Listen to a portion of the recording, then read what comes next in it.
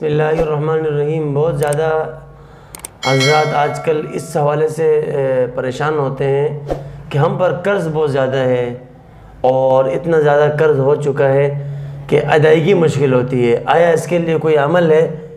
تو کوئی ایسا عمل بتایا جائے کہ ہمارے کو قرض کی ادائیگی میں آسانی ہو جائے۔ تو بالکل اس کے لیے عمل ہے۔ قرآن کریم کی ایک آیات ہے، میں آپ حضرات کے سامنے تلاوت کروں گا۔ پڑھنے کی ترتیب یہ ہے کہ آپ ہر نماز کے بعد جب آپ سنتو نوافل سے فارغ ہو جائیں تو اس کی آپ تلاوت کریں، تو وہ بھی طریقہ ٹھیک ہے۔ اگر اس طرح نہیں کر سکتے تو آپ عشاء کی نماز کے بعد ایک ہی مجلس میں بیٹھ کر 101 مرتبہ آپ اس کی تلاوت کریں، تو انشاءاللہ جتنا بھی زیادہ قرضہ ہوگا غیب سے مدد ہوگی، اللہ تبارک و تعالیٰ اس قرضے کو ختم فرمائیں گے۔ قرآن کی آیت کیا ہے؟ بسم اللہ الرحمن الرحیم۔ قل اللہم مالک الملک تؤتی الملک من تشاء وتنزع الملک ممن تشاء وتعز من تشاء وتذل من تشاء بیدک الخیر انک علی کل شیء قدیر۔